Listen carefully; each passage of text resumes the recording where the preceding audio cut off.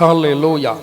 கர்த்தருடைய நாமத்துக்கு மகிமை உண்டாவதாக. இன்றைக்கு தெரிந்து கொள்ளப்பட்ட வசனத்தை நாம் தியானித்து நம் இந்த வசனத்தில் இருக்கிற அந்த ரகசியங்களை நாம் தெரிந்து கொள்வோம். ஹல்லேலூயா. கொலாசியர் 3ஆம் அதிகாரம் 9ஆம் வசனம் சொல்லுகிறது, ஒருவருக்கு ஒருவர் பொய் சொல்லாதிருங்கள், பழைய மனுஷனையும் அவன் செய்கைகளையும் கலைத்து போட்டு. நம் இந்த கீழ்ப்பகுதியை ஒன்றி நாம் பார்க்க போகிறோம். அங்கு சொல்லப்படுகிறது, பழைய மனுஷனையும் அவன் செய்கைகளையும் கலைத்து போட்டு.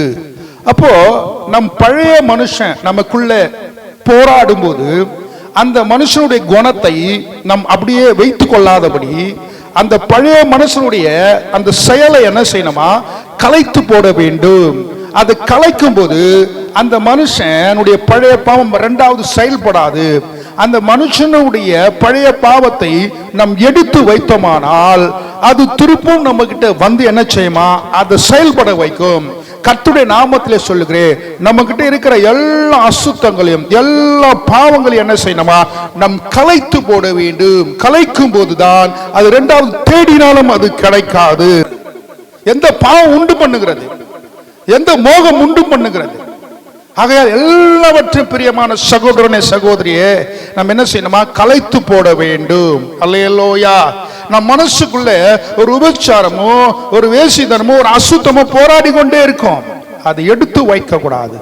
அது முற்றிலும் கர்த்தருக்குள் வரும்போது நம்ம எல்லாவற்றையும் கலைத்து போட்டு தேவனுக்கு முன்பாக உண்மையா இருக்கும்படியாய் நம்ம கர்த்தரிடத்தில் ஜெபிக்க வேண்டும். ஜெபிக்க ஜெபிக்க கர்த்தர் நமக்கு உதவி செய்கிற அவர் வல்லவராய் இருக்கிறார். பிரியமானவர்களே, ஹல்லேலூயா. கர்த்தாவே உமக்கு ஸ்தோத்திரம். ஆகையால் தான் நான் உதாரணத்துக்கு போட்டோவை காட்டினேன், உதாரணத்துக்கு கண்ணாடியை காட்டினேன். ஏன்னா அதெல்லாம் வாழ்க்கையில நம்மை பாவத்துக்குள்ளாக தள்ளுகிற காரியமா இருக்கிறது. ஒருவேளை ஒரு நாள் முழுவதும் செல்போனை பார்த்து கொண்டே இருந்தால் அதுக்குள்ள அடிமையாகி அதுவும் பாவத்துல நம்ம தள்ளிவிடும். பிரியமானவர்களே, எது பாவத்துல தள்ளுகிறது எல்லா காரியங்களும் எடுத்து வைக்காதபடி அதை நாம் கலைத்து போட வேண்டும். கலைக்கும் போது இரண்டாவதாக நம்ம சேர்க்க முடியாது. அப்போ கர்த்தருடைய நாமம் மகிமைப்படும்.